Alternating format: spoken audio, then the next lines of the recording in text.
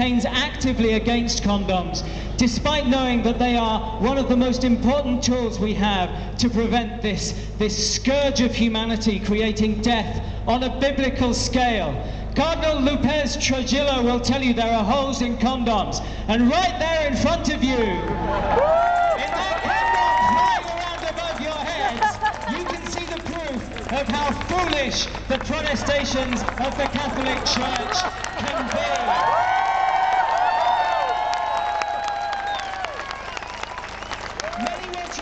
That we are anti-Catholic, that we are anti-Christian, that we are aggressive atheists. The Pope himself has tried to align us in an instantiation of Godwin's law as Nazis. We're here to stand up positively in support of equality and diversity.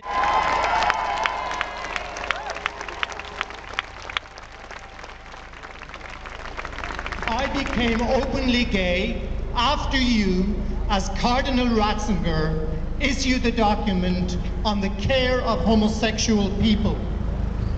At that time, I was overwhelmed by the care of my gay brothers in New York City as they faced death from HIV and AIDS.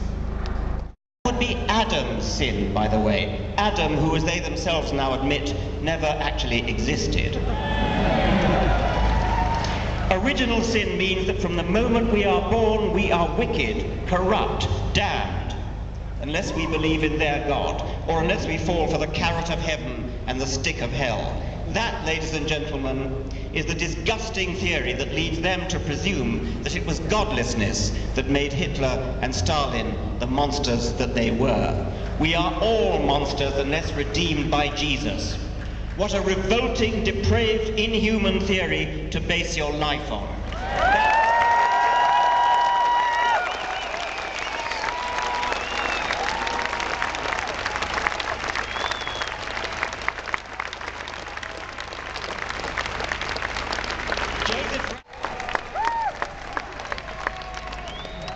I was at first as outraged as everybody else by the Pope's opening remarks as soon as he landed in Edinburgh, blaming atheists for the atrocities of Hitler and the others of the 20th century. But then I took comfort from it, because it seemed to me that in a way it was showing that we had rattled them so much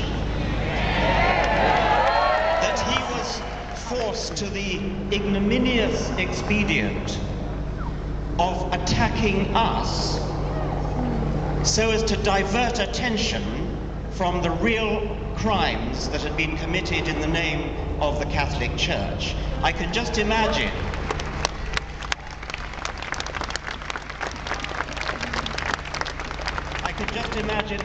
the discussions in the corridors of Vatican power. How are we going to distract them from buggering boys? And the answer came, why don't we attack secularists? Why don't we attack atheists? Why don't we blame them for Hitlerism? Hitler, Adolf Hitler, was a Roman Catholic. He was baptized, he never renounced his baptism. The figure of 5 million British Catholics is presumably obtained from baptismal figures. I don't believe a word of it. I don't believe there are 5 or 6 million British Catholics. There may be 5 or 6 million who have been baptized, but if the Church wants to claim them as Catholics, then they have to claim Hitler as a Catholic.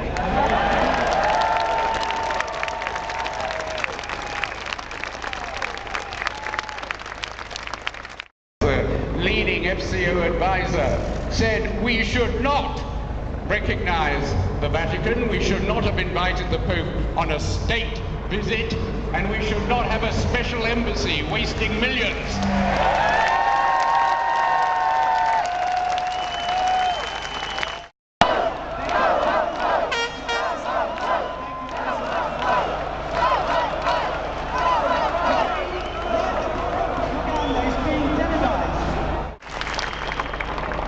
The days when religious tyrants could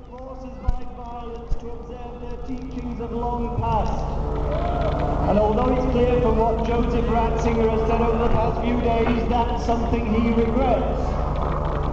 The days of the popes are over.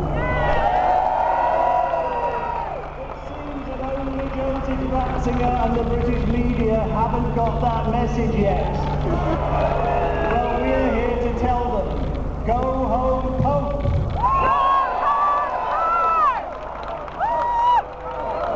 It was like landing in a third world country. On the first day of his visit, the Pope himself condemned our intolerant secularism.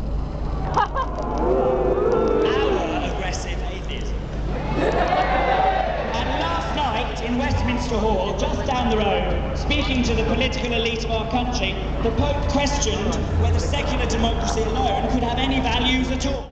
First century, and the values you are supporting by joining us here today. Thank you very much.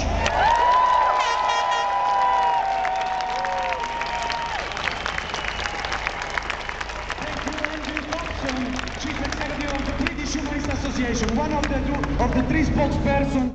Support of the Catholics and their desire to have bum sex with lots of young boys. Oh, sorry, shit, wrong meeting.